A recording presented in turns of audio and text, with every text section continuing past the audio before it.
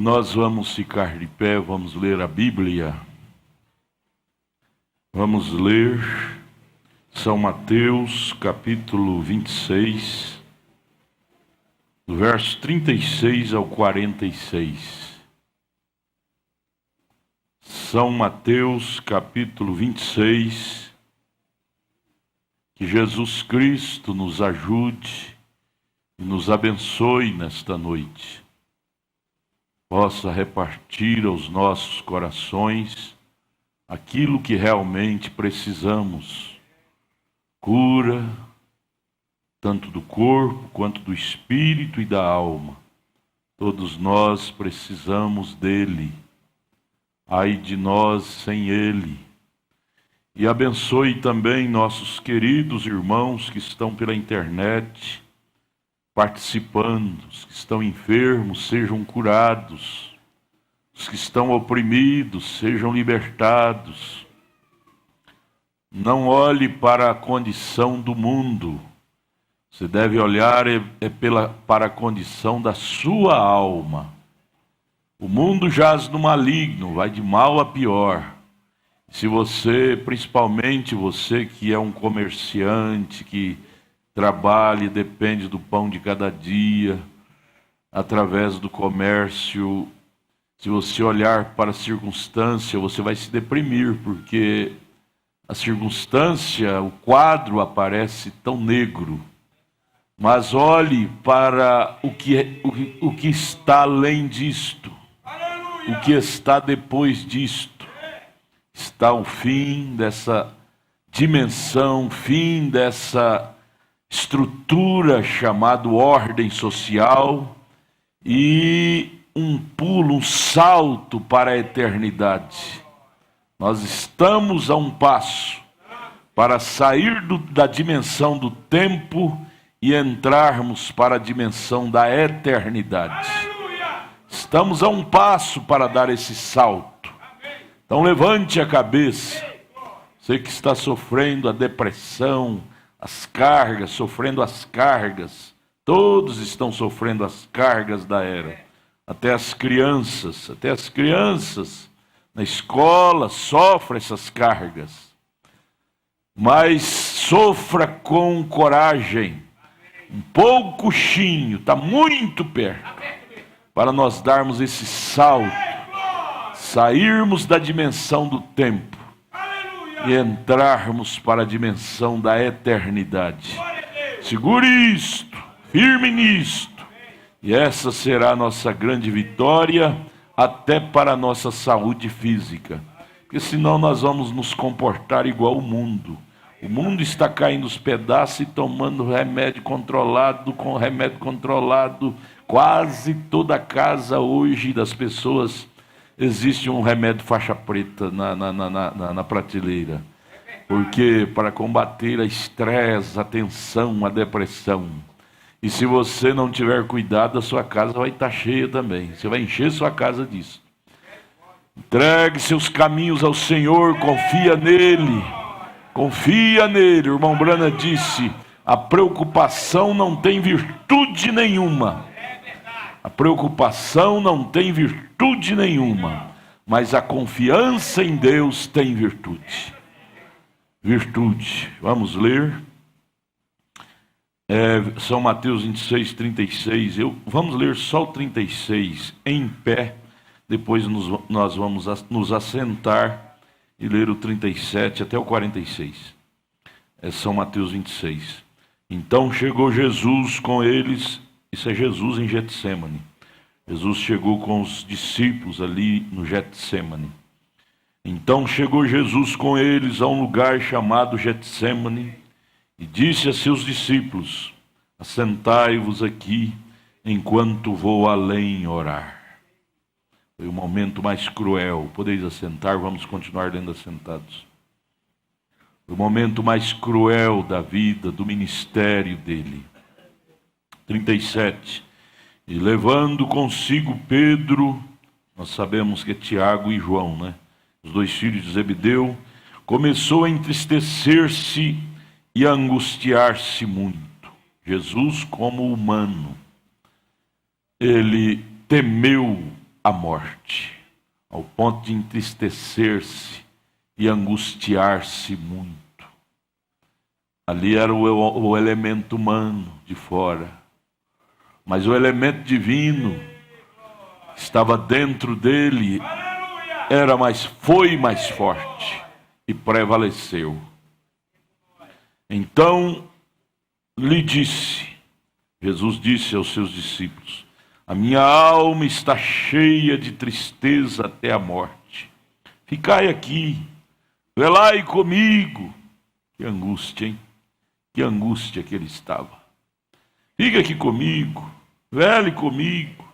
E indo um pouco mais para diante, prostrou-se sobre o seu rosto, orando e dizendo: meu Pai, se é possível, passa de mim esse cálice. A tensão foi tão forte, que ele chegou, ali foi o elemento humano, a carne, o homem de fora, dizendo: se tiver jeito, Pai, passa de mim esse cálice. E ali já estava a adrenalina misturando com sangue, ao ponto dele suar gotas de sangue. Passa de mim esse cálice. Mas aí o elemento de dentro, que é o elemento divino, que era o próprio Deus que estava dentro dele, venceu. E ele voltou e disse: todavia, não seja como eu quero, o eu de fora, mas como tu queres. Se ele tivesse parado ali, que seria de mim, que seria de você, o que seria de nós? E voltando para os seus discípulos, Pedro, Tiago e João, achou-os orando, adormecido, cansado, adormecido, porque a coisa não era com eles. Enquanto a coisa não for com você, aquela angústia, aquele desespero não te atinge. Mesmo sabendo que era com seu mestre, mas eles não deram conta de compartilhar com o mestre. Irmãos, a coisa tem que arrochar para nós entrar em desespero. Mesmo sabendo que é seu irmão, é sua irmã, é seu pai ou sua mãe que está passando em perigos, mas não é você, o sentimento é outro. Eu disse hoje de manhã isto: você não dá conta de calcular a dor se você nunca passou por ela. Você não dá conta. Achou-os adormecidos e disse a Pedro: então nem uma hora pudeste velar comigo. Aí vem o hino: tão só, sozinho foi o Salvador. Nem seus próprios discípulos queridos, que não apartava dele, Pedro, Tiago e João, não pôde velar com ele, orar com ele, interceder, que naquela hora ele precisava de palavras de ânimo. Naquela hora ele precisava de ouvir palavras de ânimo. Vai, mestre.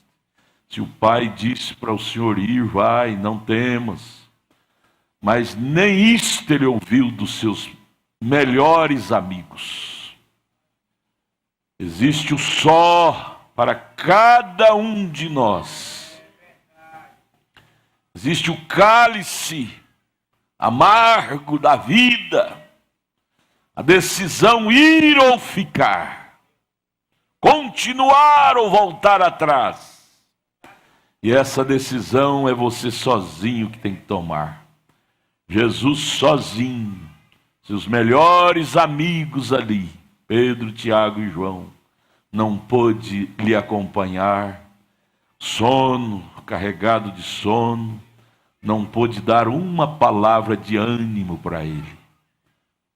Isto falando, deixou esta história, essas pegadas para nós, que em momento de decisão agonizante de nossas vidas, às vezes você não terá ninguém ao seu lado para te entender, para te ajudar.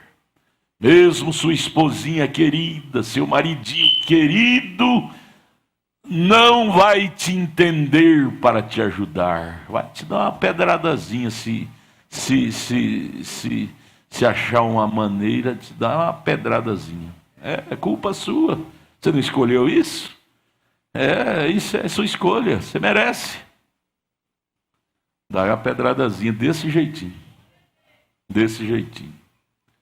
Há momentos de decisão séria pela palavra. Será você sozinho com Deus. Ir ou ficar. E se Jesus tivesse dado ouvido à voz da razão, ele não precisava daquilo, ele era um salvo, ele era puro, ele nunca tinha pecado.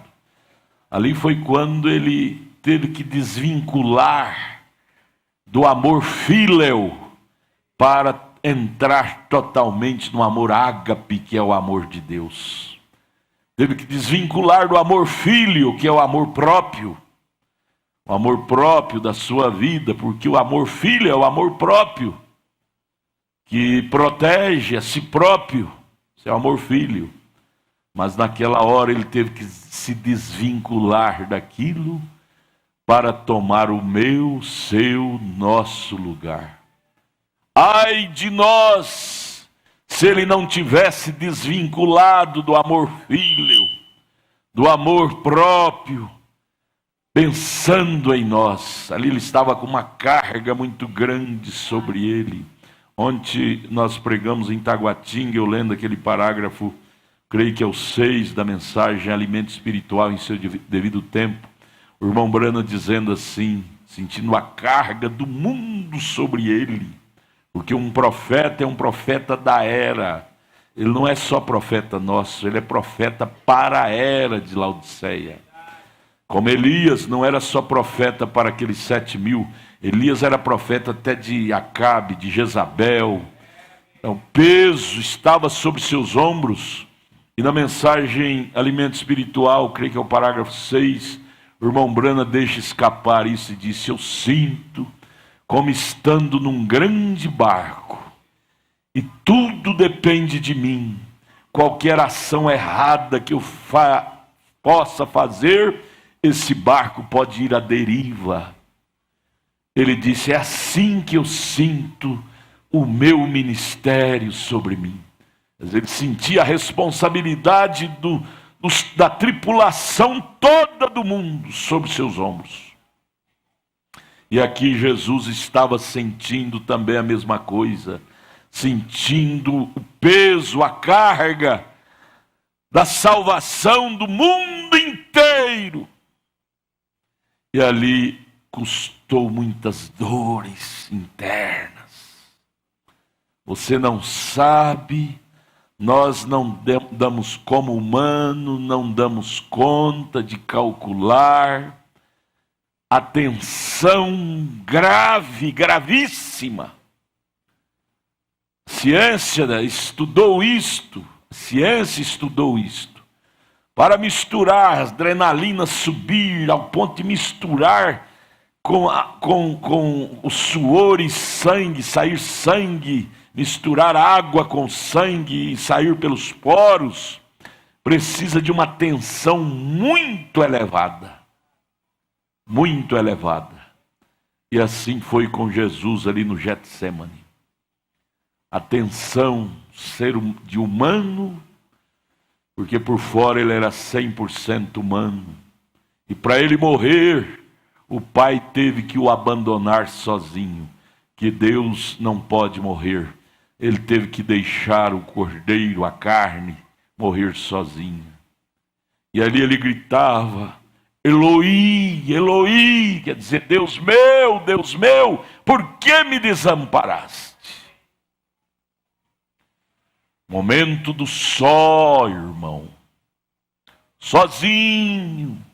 E você tem que tomar a decisão pela palavra e não pode desistir, porque você está como que num grande barco e todos estão dependendo da sua decisão.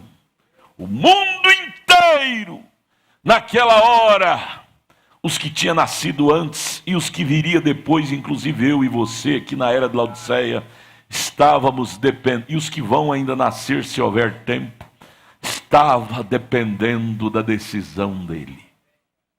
Se ele falasse não, o mundo inteiro continuaria no caos, como João viu em Apocalipse 5, sem esperança, porque não havia um redentor para redimir a raça humana. Por melhores sacerdotes que o mundo tinha, por melhores reverendo que o mundo tinha em suas sinagogas, mas todos tinham nascido em pecado, pecado de Adão, e não tinha condição de redimir a humanidade.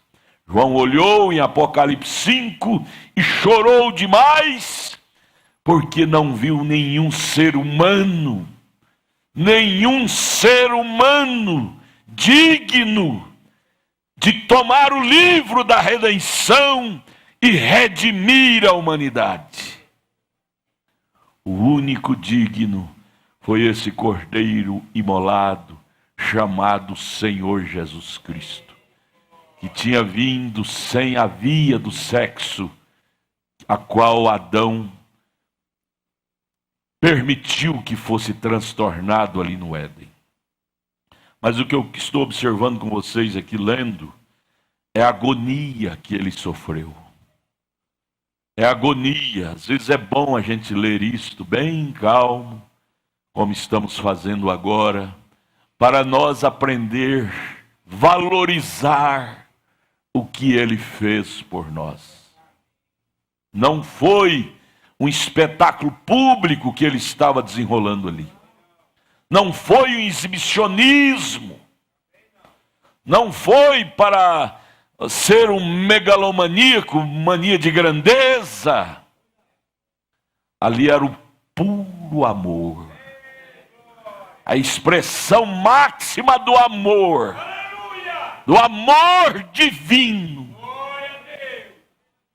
Ali ele teve que se desvincular do amor filéu, que é o amor de si mesmo, a si próprio.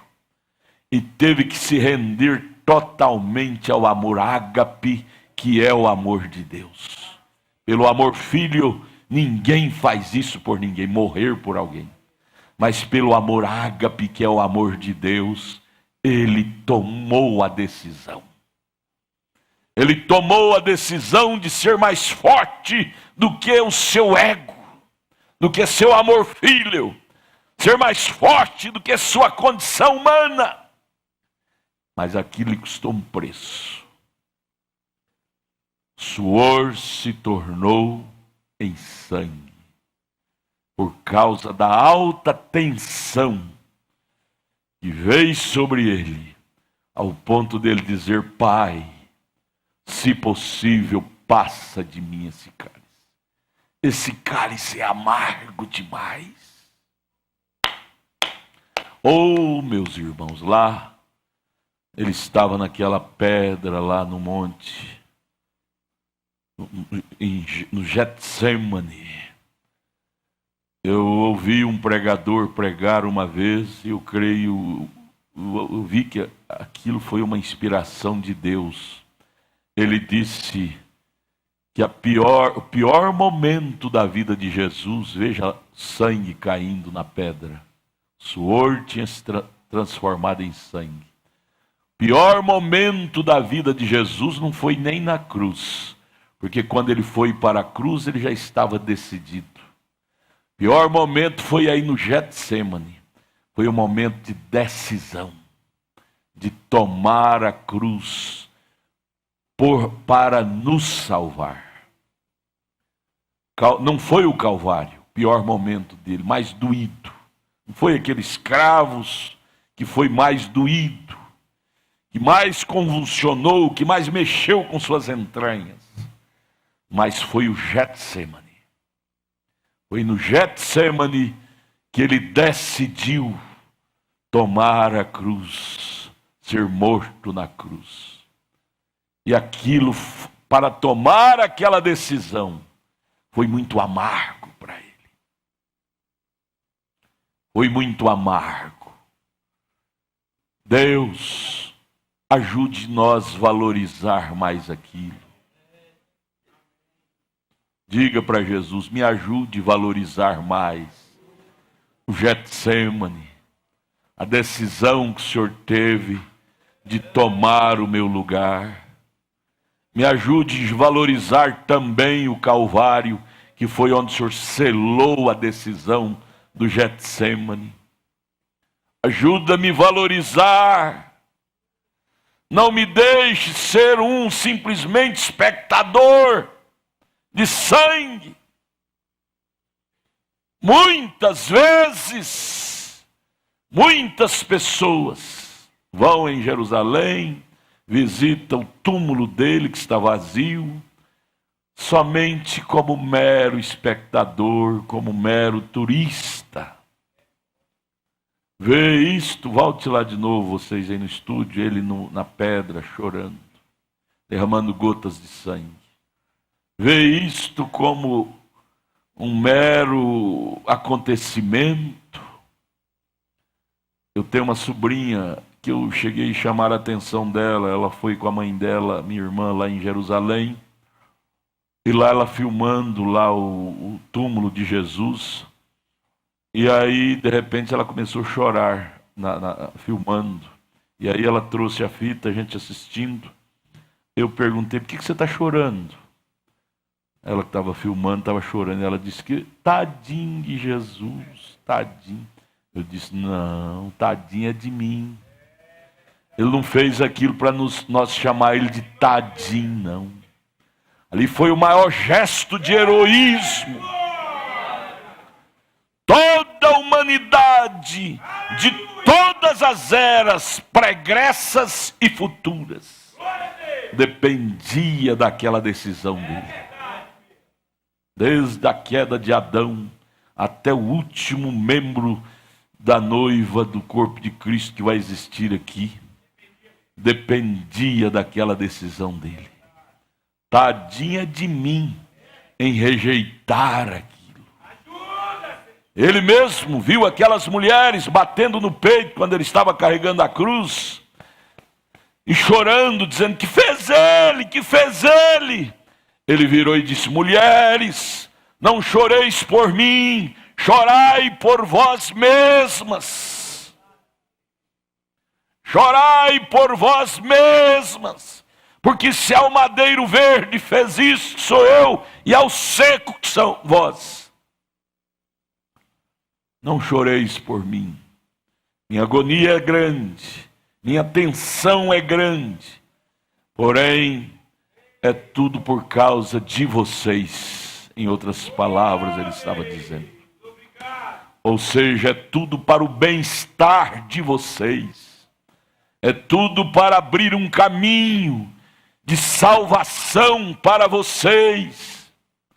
É tudo para abrir uma nova esperança, porque até então a raça humana estava sem esperança. Então, tadinho é de mim, é de nós.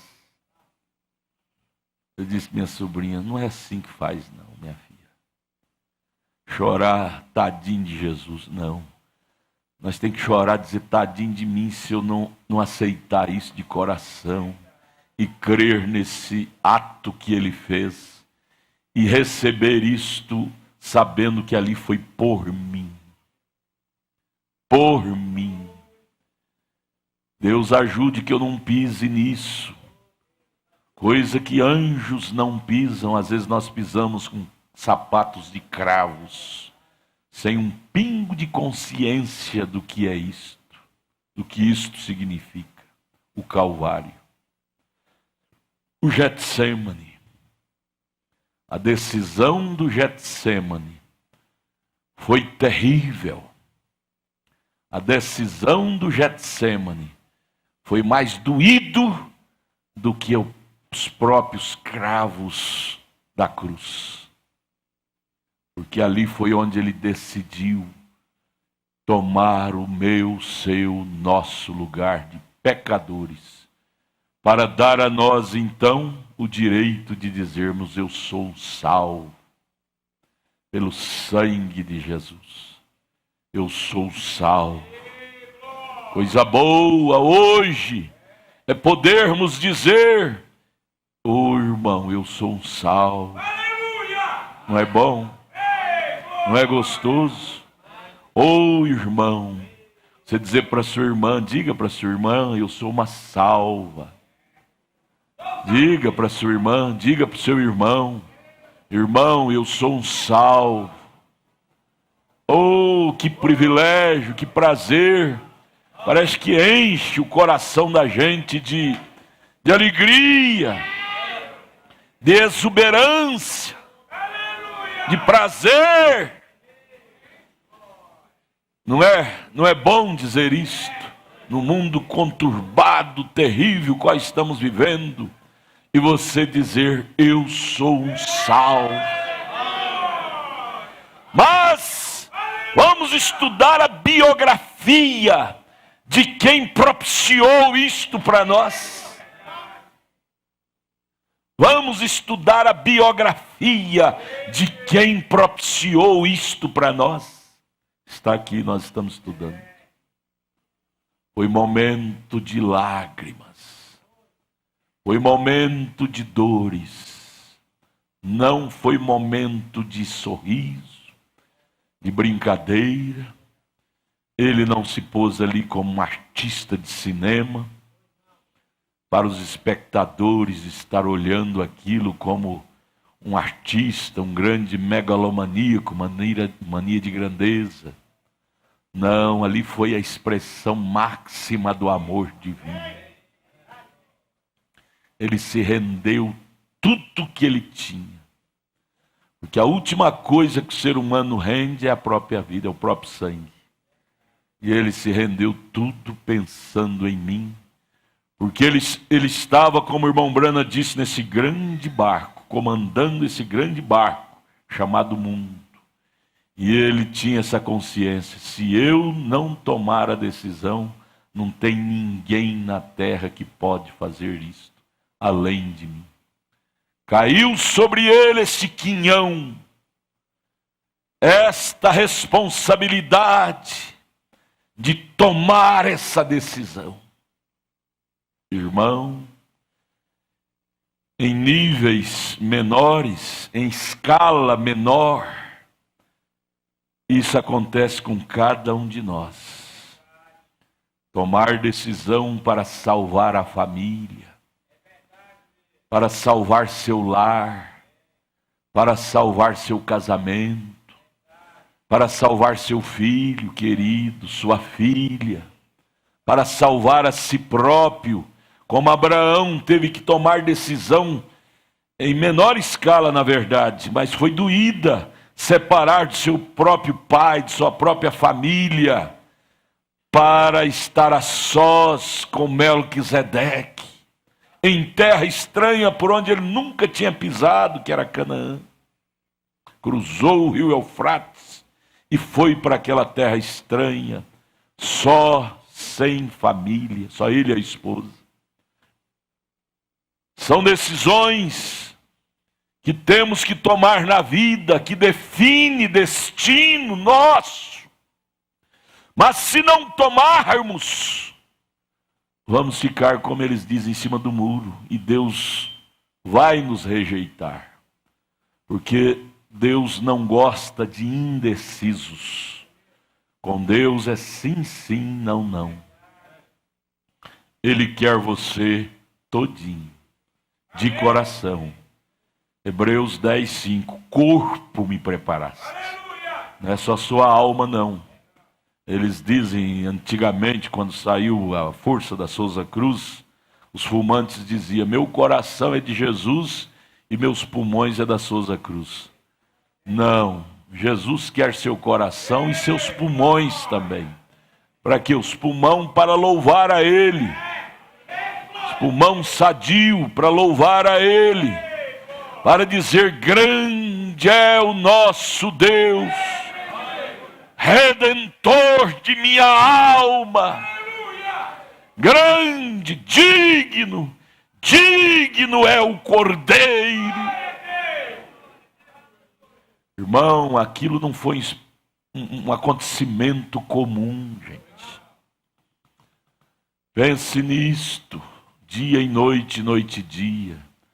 Nunca deixe isso se tornar comum para você, senão sua salvação não vai ter sentido para você.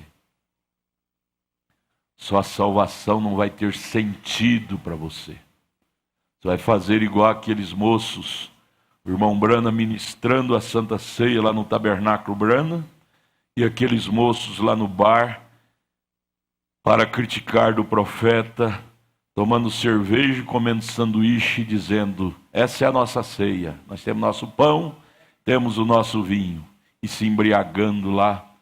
Quando saiu dali, um acidente pegou eles, morreram poucos momentos depois, brincando com coisa séria. Brincando com uma coisa séria. A gente brinca de carrinho, é de bicicleta, né? A gente brinca dessas coisas. Mas brincar com Getsemane, a história do Getsemane, a história do Calvário. Nunca houve na terra uma história tão comovente como esta. Nunca.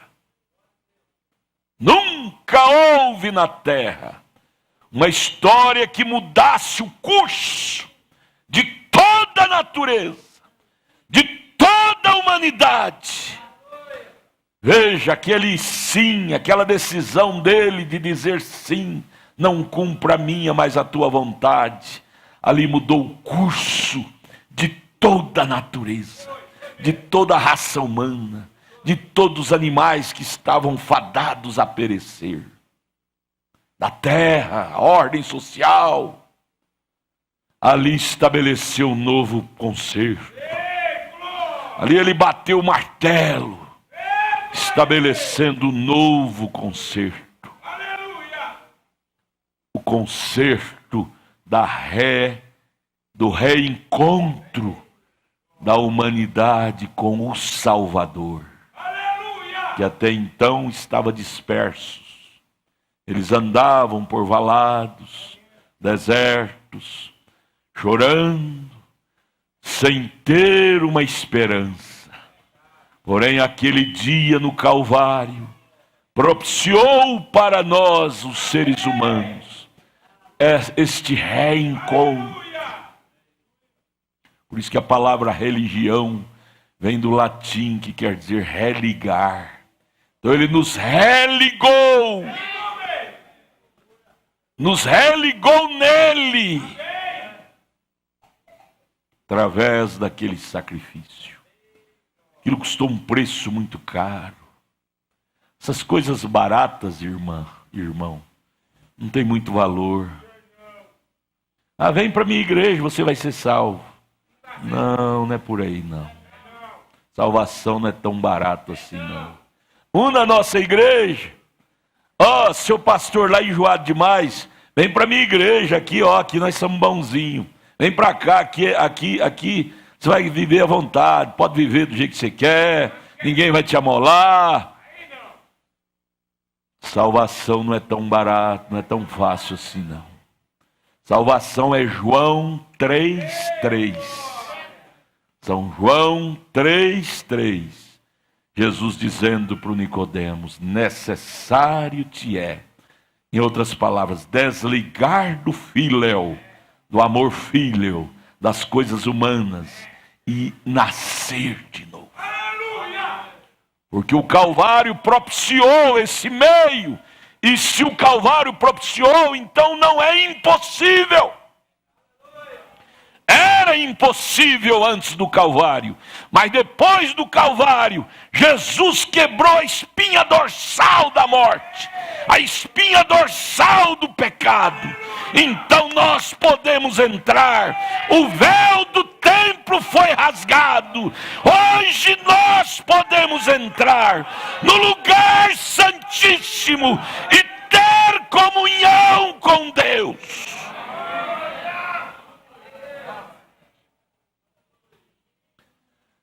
Ele propiciou para nós esta condição. Por isso hoje nós podemos olhar um para o outro e dizer: minha irmã, meu irmão, oi meu irmão, tudo bem? Oi, minha irmã, tudo bem? Por isso que hoje nós podemos conhecer um ao outro. Se não fosse aquela decisão dele, nós não conheceríamos o irmão João. Nós nunca iríamos conhecer um ao outro. Estaríamos como ovelhas sem pastor, espalhado por esse mundo, por esse labirinto da vida, sem esperança, sem esperança. Nós não teríamos esse prazer de olhar um para o outro e dizer: meu irmão. Olhe para o seu irmão. Olhe para o seu irmão e diga: meu irmão. Olhe para a sua irmã, diga de coração. Veja o valor que tem a sua irmã, o valor que tem o seu irmão. Isto não foi barato, isso custou um preço, custou uma decisão de lágrimas. Getsemane foi mais difícil do que o Calvário. Getsemane foi mais dolorido do que o Calvário. Getsemane foi quando ele decidiu. A decisão para decidir não é fácil. Por isso que houve uma convulsão em seu organismo. Não sei explicar bem, só sei dizer que houve uma convulsão. Seu suor se tornou em gotas de sangue. Passa lá mais uma vez, suor caindo naquela pedra no Getsemane. E nenhum discípulo pôde estar com ele ali, dando a ele uma palavra de ânimo. Você diz: pastor, eu me sinto tão só. Sim, cada um de nós tem as fases do só. Nós aprendemos hoje de manhã que a vida é composta de fases. Fase que a família está toda junta, é tão bom. Mas a fase que você, às vezes, está dentro de casa, a família todinha, mas você se sente tão só. Só você e Deus. Fase que ninguém te entende. Ninguém entendia na hora. Perguntava para Anás e Caifás: você entende isso? Eles iam dizer: não, meu seminário nunca nos ensinou isso. Esse homem morrer? Não, ele está ficando biruto. Nós já declaramos que ele é doido mesmo. Ele é Beuzebu mesmo. Mas ali, ele não estava desenvolvendo um espetáculo. Pela mente carnal, para a mente humana, foi um espetáculo de exibicionismo. Mas só ele sabia o que aquilo significava. Hoje, pela graça da revelação que Deus nos deu, nós sabemos na alma o que aquilo significa para nós. Aquela decisão tão doída. Por isso, quando você vier aqui na mesa comer do pão, tomar do vinho, deixa as lágrimas descer. Deixa as lágrimas descer, não segura não. Lembre daquela decisão dolorida que ele teve. Para dizer: sim, não cumpra a minha vontade, mas a tua vontade. Quando você estiver comendo do pão que simboliza o corpo dele, quando você estiver tomando do vinho que simboliza o sangue dele, lembre do Getsemane. Decisão para hoje podermos estar aqui e chamando um ao outro de meu irmão. Irmãos, isso é grande demais. Isso é privilégio. Isso é privilégio de poucos. E devemos dar graças a Deus por ser incluído nesses poucos. Por sermos incluídos nesse nome, filhos de Deus. Para hoje podermos exuberar esse nome de ser chamados filhos de Deus, custou um preço muito grande. Nenhum humano teria coragem de fazer isso, nascido de mulher, em pecado pelo sexo, teria coragem de fazer isso. Por isso que Deus teve que se humanizar, descer, criar uma célula e entrar dentro daquela célula, se tornar um embrião, e aos 9 meses vir a eclodir como um menino, e ele entrou dentro daquele menino. Deus, o Espírito, entrou dentro daquele menino para tomar essa decisão. Puro, limpo, nunca pecou. Mas vamos ler mais aqui. São Mateus 26, verso 39, indo um pouco mais para diante, prostrou-se sobre o seu rosto, orando, dizendo: meu Pai, se é possível, passa de mim esse cálice. Todavia não seja como eu quero, mas como tu queres. Às vezes nós cantamos aquele hino: como tu queres, Senhor, sou teu. Tu és o oleiro, vaso sou eu. Quebra e transforma, até que enfim tua vontade cumpra-se em mim. Eu canto esse corinho desde menino. Às vezes eu pergunto para mim mesmo: eu estou disposto a deixar a vontade dele 100% ser efetuada na minha vida? Eu posso cantar esse corinho com sinceridade? É uma responsabilidade, irmão. Cada vez que você canta o hino, irmão Israel, que nós cantamos, cada vez que nós pregamos, nós estamos sendo incluídos numa responsabilidade a mais, porque nós não queremos ser hipócritas, cantar o que não vivemos, o que não estamos dispostos a viver, pregar o que não estamos dispostos a praticar. Isso não faz parte da nossa cultura, porque não fazia parte da cultura de Jesus. Ele veio definido. A cultura dele foi uma cultura definida, irmão Edinho. Ele veio definido desde o nascimento, ele sabia a missão que estava diante dele. Por isso que ele foi um menino singular, um menino diferente de todos. Porque ele sabia o peso que ele carregava sobre seus ombros. Oh Deus! Oxalá que cada pastor, cada homem que se chama de pastor, soubesse o peso que ele carrega sobre seus ombros. Cada pessoa fiel está agarrando em cada palavra dele. É como dirigir um grande barco. E ai dele em bater em um iceberg. E nesse grande mar da vida há tantos icebergs. Tantos icebergs. Por isso que precisamos de Jesus mais que tudo. Nós não estamos num piquenique, diz o profeta. Nós não podemos carregar essa consciência que viemos ao culto como que viemos a um piquenique. Apresentar nossas vestes, nossos sapatos, a nossa esmerilamento em palavras. Não. Jesus nunca nos deu esse exemplo.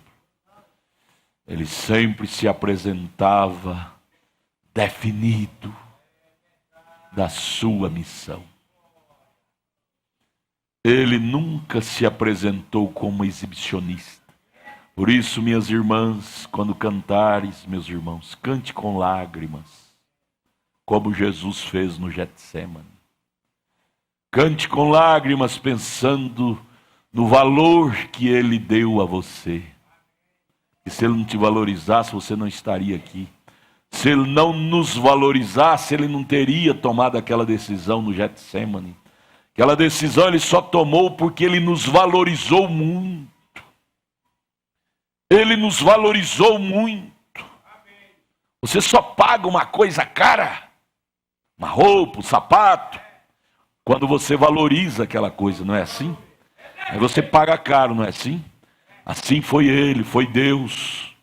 Pagou caro o resgate meu, seu, nosso, porque ele nos valorizou muito. Por isso não aceite, minha irmã, meu irmão, o diabo insuflar na sua mente que você não vale nada. Não aceita essa ideia, não. O diabo colocar na sua mente, você é uma Maria ninguém, um João ninguém. Não aceite isso, não. Diga assim, Satanás, eu tenho um valor muito grande. Você quer ver um dos meus valores, Satanás? Leia Mateus 26, do verso 39.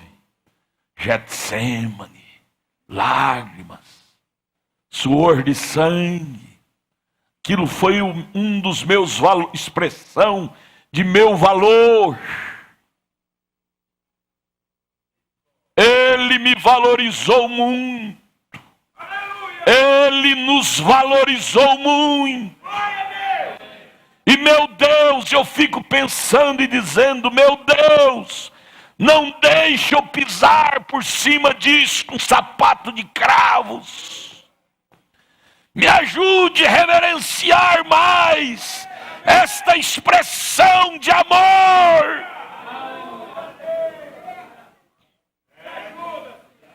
Me ajude a valorizar mais esta expressão de amor. Valorizar mais o Getsemane, que foi a hora da decisão. Ele não tomaria essa decisão se ele não estivesse pensando no nosso valor. Ele só tomou pensando no valor que tínhamos. Ele diz, como que eu posso virar as costas para um valor tão alto deste? Aí ele pensou em cada um de nós. Você tem que saber disso, irmão. Nessa hora aqui de decisão, cada um de nós passou assim como um filme na mente dele, rapidinho. Passou na mente dele. Foi quando ele voltou atrás e disse, não, pai. Quando o filme, a carinha minha, sua, nossa afeição, passou na mente dele, e ele voltou e retratou e disse, pai, não tem ninguém que pode fazer isso por ela, por ele. Então, pai, não cumpra a minha vontade, faça a tua. Eu me desligo de meu direito de viver para morrer por eles. Pense nisto, amados. Você crê nisso, irmão Edinho? Você passou na mente dele como um filme, naquela hora da decisão. Cada um de nós passamos na mente dele, naquela hora de decisão. E ali foi quando ele fez ele retratar e dizer, não, pai, eu vou tomar esse cálice. Eu tomarei esse cálice. Porque se eu não tomar, não existe ninguém digno para tomá-lo. Eu tomarei esse cálice. Aí é quando o irmão Brana disse que ali no Calvário ele perdoou o pecado do mundo inteiro. Mas infelizmente nem todos recebem esse perdão, creem nesse perdão. Vão para o inferno perdoados, só por não crer, não aceitar o perdão, mas que vão perdoados vão. Ó Deus, não me deixe ser ingrato.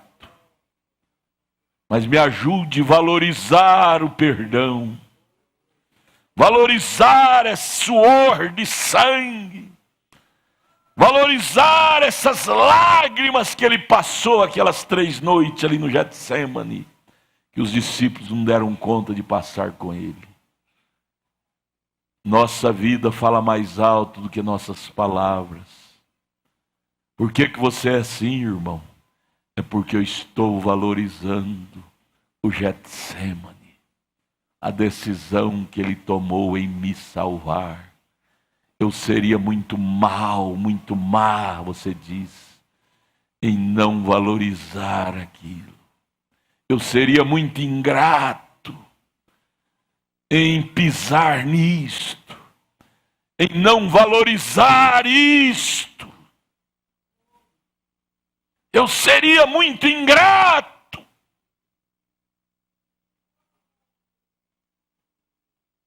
Getsemane foi pior do que o próprio Calvário, porque foi no Getsemane que ele teve que decidir. Quando ele decidiu, ele foi para o Calvário já decidido, sabia que ia morrer. Então ele já estava preparado. Quando você decide uma coisa, quando você vai fazer, você faz preparado, você já estava esperando. Mas na decisão que é o problema.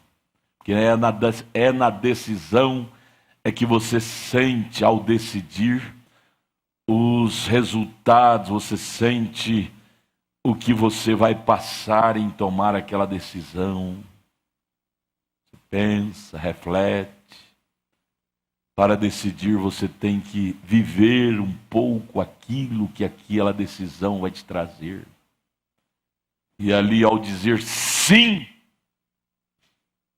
foi pesado. Por isso que quando você está no tanque para ser batizado, e o batizador pergunta, você está disposto, se preciso for, dar sua vida por amor a este evangelho? E quando você abre a boca e diz sim, é um compromisso sério que você assumiu. É um compromisso sério que você assumiu. Não brinque com isto. Achei tão lindo hoje atendendo uma irmã no escritório, ela estava desviada. Ela disse, pastor, eu não aguento ficar fora disto. Eu disse, irmã, é porque a senhora é uma eleita, senão a senhora aguentava. Seu coração é um coração predestinado. Porque um coração predestinado, ele está amarrado a isto. Por correntes do amor divino. Paulo disse em Romanos 8:35, nem a morte, nem a vida, nem o presente, nem o porvir, nada pode me tirar, porque há uma corrente chamada predestinação. É uma corrente invisível aos olhos humanos, mas é sentida pelos tatos interior, tatos da alma, que nos amarra a isto. Ó Deus, que esta Santa Ceia seja mais um marco em nossas vidas, que possamos ir aqui com lágrimas, lembrando que isto custou lágrimas dele. Só mais uma passadinha, irmãos, perdoe-me, mas veja lá, custou aquilo lá, lágrimas, gotas de sangue. Ele não estava ferido para ser gotas de sangue, aquilo era o suor dele, que se tornou em gotas de sangue. Olhe, abre os olhos, olhe lá no vídeo para você ver. Lá foi o seu preço, o meu preço, o nosso preço. Para ele dizer sim, ele passou por aquela agonia toda e tão só. Deixa eu falar só mais uma coisinha aqui, irmão. O profeta fala isto, e isso é a pura verdade, como dizia a irmã. As maiores decisões de nossas vidas, principalmente quando se trata de decisão espiritual, é você sozinho e Deus. Se você for contar com outros poderão lhe desanimar. Abraão, quando foi sacrificar seu próprio filho, diz o profeta, que quando Deus mandou ele não foi nem na casa dele perguntar para Sara, porque se ele fosse compartilhar com Sara desanimaria ele, dizia, é meu filho, eu não deixo. deixo não. Rolava no chão e fazia aquela coisa toda. Ele não foi nem na casa dele, sozinho. Ele teve que decidir. Sua decisão em relação ao céu, não é sua mãe que tem que decidir, não é seu pai, não é sua esposa, não é seu marido. É você sozinho com Deus. Não é seu filhinho querido, não é sua filhinha querida. Céu é um acontecimento individual. Ah, se meu maridinho for aceitar, eu aceito. Ontem eu evangelizando um mecânico lá no Gama, ele dizendo, eu tenho vontade, mas minha esposa não gosta. Eu disse, isso não depende de terceiro. Isso é uma decisão que cada um tem que tomar sozinho. Sozinho. Aqui no Getsemane, ele tomou sozinho. Dizer sim. Ninguém, até os próprios discípulos, não pôde estar com ele, estava dormindo. Ninguém estava ali para dar a ele uma palavra de consolo. Vai, mestre. O Senhor te dará força. Seria a hora de mais carência que ele tinha de uma palavra de consolo e ninguém estava ali para poder dar. Você vai passar por isso, ou já passou. Se passou, pode preparar que vai passar de novo. A vida é assim. Você vai ter que descobrir que a vida é assim, minha irmã. Os irmãos não me visitam, a igreja quase não me visita. Tudo bem, a visita é boa. Mas as maiores decisões é você sozinha com Deus. As maiores decisões é eu sozinho com Deus. Amo a minha esposa, ela me ajuda demais, mas eu não posso depender dela para as minhas decisões sobre destino eterno. Ela nunca vai me entender, porque o ministério é algo seríssimo. O próprio Pedro, que era ministro também, mas estava no nível mais baixo do que Jesus, não entendeu. Chegou, foi dizer, não, mestre, isso não vai acontecer com o senhor não. Leia lá São Mateus 16. Vai acontecer com o senhor não.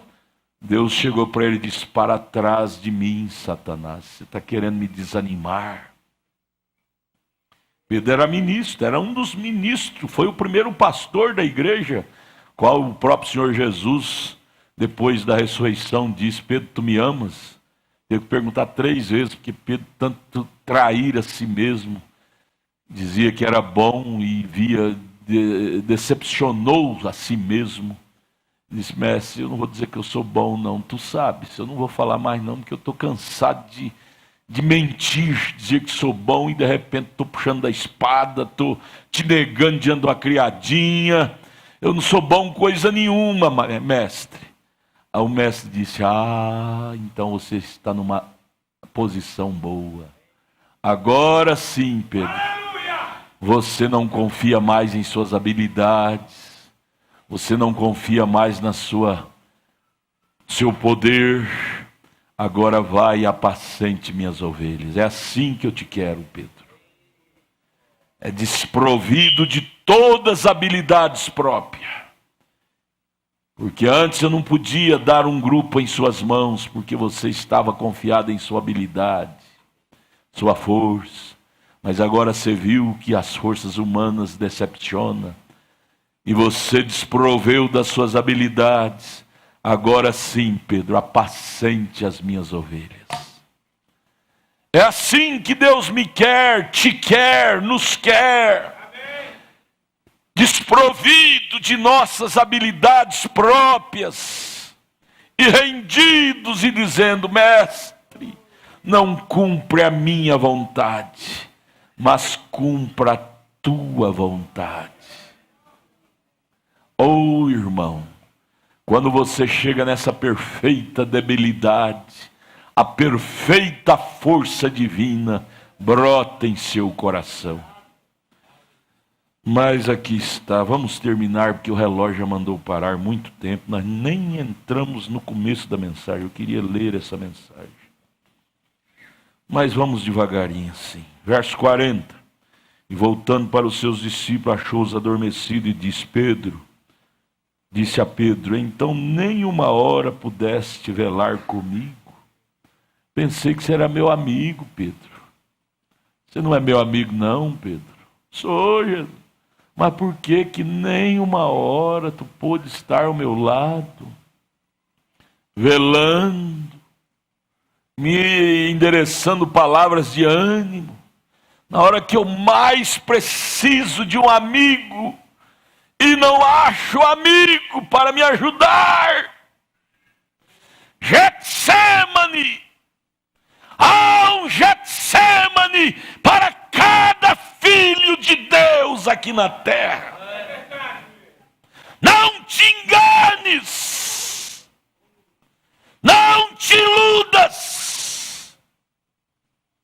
Há um Getsemane, lágrimas e também momento do só, tão só um pouquinho, pode? Sozinho foi. Vamos. Salvador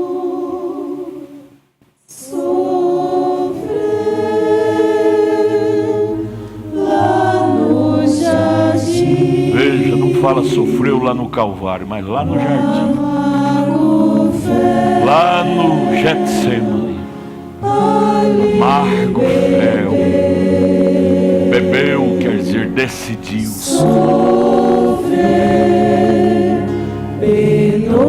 Tão só, por mim, tão só, sozinho, tão só, cheios de amigos, mas naquela hora não teve um que pode parar na brecha por ele. Tão só. e foi Tão só. salvar do mal, Tudo por minha causa, tudo por sua causa, tudo por nossa causa. Tão só, tão só, tão só. Obrigado. As maiores decisões é você sozinha com Deus. Cadê o filhinho querido da mamãe? Ele não vai poder te ajudar. E nem vai te entender. Filhinha querida da mamãe, você deu a vida por ela, né? Por ele, tudo bem, isso é amor filho. Estaria errado se você não desse a vida pelos seus filhos. Só que na hora H, será você sozinho com Deus. Pai, nas caladas das madrugadas da vida, seus filhos todos dormindo, e você sentindo o peso da responsabilidade do seu lar. Nenhum deles sente, porque você é o chefe da casa. E você lá chorando no seu cantinho, todo mundo roncando, como o caso aqui do Getsemane. Todo mundo dormindo, roncando. E você lá separado, chorando. Deus, salva o Juninho, salva o Lucas, salva o Tiago, salva minha esposa, salva meu lar. Salva a igreja do Pedregal, a igreja de Itaguatinga. Salva! E às vezes eles dormindo, roncando, nem sabe das suas lágrimas. Nem sabe das suas lágrimas. Mas você sente aquele peso. Se você não gritar, não chorar, você morre explodido. Você morre explodido. Porque você tem uma carga que Deus pôs sobre você. Você terá que responder um dia. E ai de mim em desenrolar isso de uma forma fraudulenta. Ai de nós em desenrolar isso de uma forma superficial, enganosa, enganando os outros. Por isso, meus irmãos, não saia daqui. Fiquem aqui. Aqui é o lugar onde lágrimas são derramadas.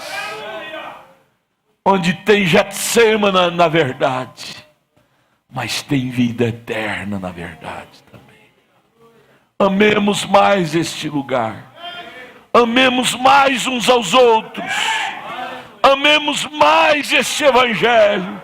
Amemos mais a esta cruz que não está colocada aqui para enfeitar o púlpito, que está colocada aqui para nós amar. A cruz, eles dizem, a cruz é uma propriedade da Igreja Católica. Quando isso está escrito? A cruz é propriedade do eleito, do cristão, porque foi na cruz que ele me salvou. A Igreja Católica pensa em salvação por acaso? Quem pensa em salvação é só o eleito. Só o eleito. A cruz é propriedade do cristão. Oh Deus, eu desejo ser mais crente. Eu desejo ser mais agradecido por aquele dia no Getsêmani. Passa de mim esse cálice. Se não pode passar de mim sem eu beber, então faça a tua vontade. E voltando, verso 43, e voltando achou-os outra vez adormecidos, porque os seus olhos estavam carregados. E deixando-os de novo, foi orar pela terceira vez, dizendo as mesmas palavras. Ele orou 3 vezes para ver se podia esquivar-se disto. Mas ele foi convencido. O Espírito do Pai que estava dentro dele o convenceu. Verso 45, então chegou junto dos seus discípulos e disse-lhes, dormi agora eu decidi.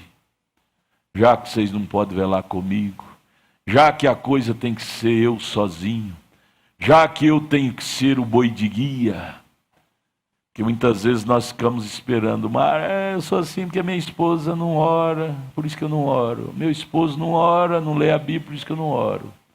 Jesus, como homem, ficou dependendo dos seus discípulos, mas quando ele viu que a coisa tinha que ser ele sozinho, aí ele tomou a frente.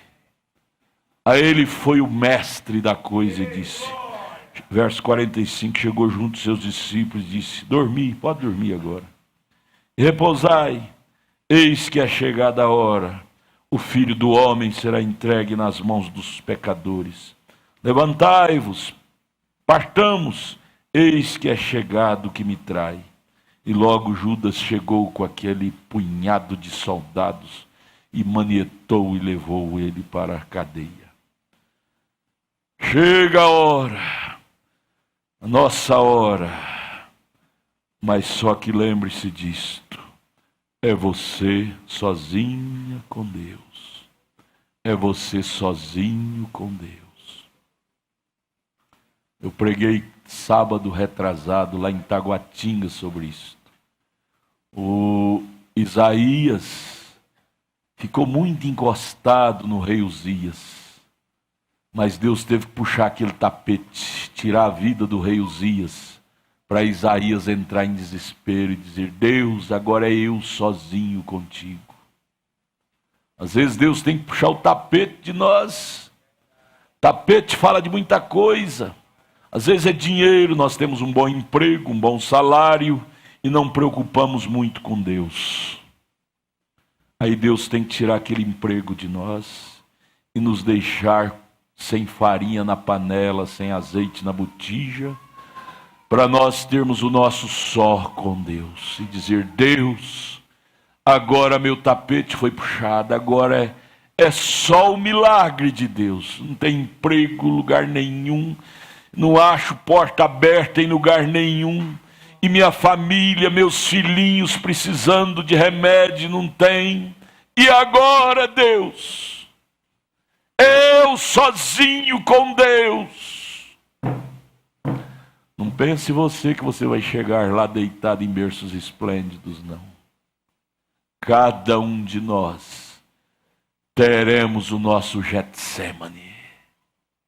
Pense nisso, diáconos, obreiros, pregadores.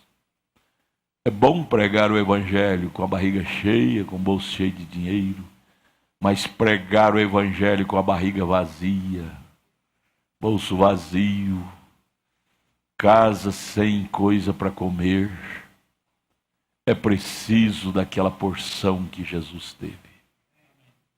E às vezes Deus tem que tirar esses tapetes de nós, para nós termos o nosso Getsemane, para nós sair do Filéu e entrar no ágape. E o ser humano, enquanto não houver emergência, ele fica agarrado no Filéu, no amor Filéu, nas coisas humanas. Tem que haver a emergência para que haja essa separação. E essa separação dói, doeu tanto que mexeu com as suas entranhas ao ponto dele suar sangue. Sangue, passa ele no Calvário com sangue no rosto, passa. Ele no Calvário com sangue no rosto, todo ensanguentado. Tudo foi por mim, tudo cortado, retalhado, sangrando. Tudo foi por mim. Esses filmes da Itália, passa ele no Calvário sem nenhuma manchinha de chicotada. Agora esse aí é americano. O americano é mais evangélico. O americano é mais evangélico, é mais original. Passa a coisa mais original. Foi daí para pior que ele estava no Calvário. Todo retalhado. Todo retalhado. Era espetáculo público? Era exibicionismo? Não. Era um gesto de amor para me salvar, para te salvar. Ai de nós se não fosse esse gesto. Oxalá que, a partir de hoje, saiamos daqui valorizando mais aquele dia no Calvário.